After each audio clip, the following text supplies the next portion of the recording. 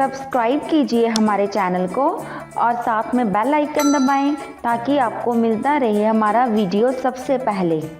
जय श्री कृष्णा। जो भी प्राणी इस संसार में जन्म लेता है उसकी मृत्यु भी उसी समय तय हो जाती है, फिर चाहे वह स्वयं भगवान क्यों न हो। भगवान को भी बनाए हुए अपने नियम के अनुसार ही इस पृथ्वी पर जीना पड़ता है। भगवान श्री कृष्ण को परमेश्वर का अवतार माना जाता है। दुष्टों का नाश करने के लिए भगवान विष्णु ने धरती पर अवतार लिया था। द्वापर युग के महाप्रलयनकारी युद्ध महाभारत के बारे में तो सभी जानते हैं। कौरवों और पांडवों में बहुत ही भयंकर युद्ध हुआ था जिसमें लाखों लोग मारे गए थे। कुरुक्षेत्र की धरती खून से लथपथ हो गई थी। लेकिन आज हम दिखाने वाले हैं भगवान श्री कृष्ण की मृत्यु कैसे हुई। महाभारत के युद्ध के समाप्त होने के बाद गांधारी के शाप देने के चलते एक दिन सभी कृष्णवंशी एक यदु पर्वत पर सोमनाथ के पास प्रभास क्षेत्र में वहां सभी मदिरा पीकर एक दूसरे को मारने लगे। इस तरह श्री कृष्ण को छोड़कर सभी मारे गए। उसके पश्चात एक दिन भगवान श्री कृष्ण एक वृक्ष के नीचे विश्राम कर रहे थे। कहा जाता है भगवान श्री कृष्ण के पैरों में मणि थी जिस कारण वह रात के समय बहुत चमक रही थी।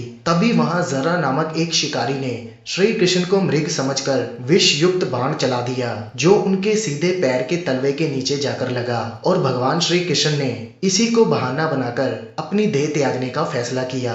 मान्यताओं के अनुसार भगवान श्री कृष्ण की उम्र उस समय 92 वर्ष की थी। प्रभास क्षेत्र के काठियावाड़ के समुद्र तट पर स्थित बीराबल दरगाह की वर्तमान बस्ती का प्राचीन नाम है। इसे प्राचीन त्रिवेणी और बालका तीर्थ भी कहा जाता है जहाँ भगवान श्री कृष्ण ने प्राण त्यागे थे। वहाँ बने मंदिर में वृक्ष के नीचे लेटे हुए कृष्ण की आदम कद प्रतिमा है। उनके समीप ही हाथ जोड़े शिकारी जरा खड़ा हुआ है। भगवान श्री कृष्ण को जिस भील जरा ने तीर मारा था उसने बहुत ही व्यथित होकर समुद्र में समाकर अपने प्राण त्याग दिए थे।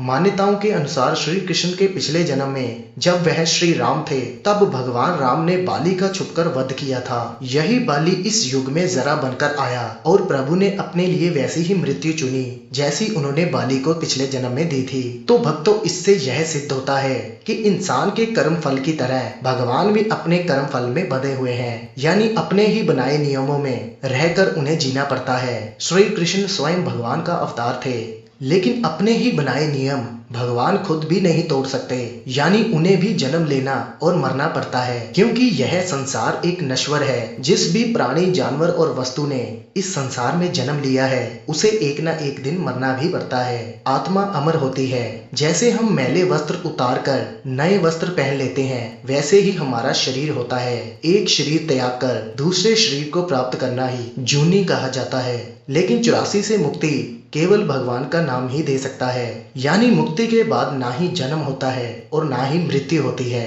तो भक्तों, इस प्रकार भगवान श्री कृष्ण ने इस नश्वर संसार से अपनी देह का त्याग किया था। इस वीडियो को लाइक कीजिए, शेयर कीजिए और हमारे चैनल को सब्सक्राइब कीजिए। साथ में बेल आइकन जरूर दबाएं ताकि ऐसी धार्मिक वीडियोस मिलती रहे सबसे पहले।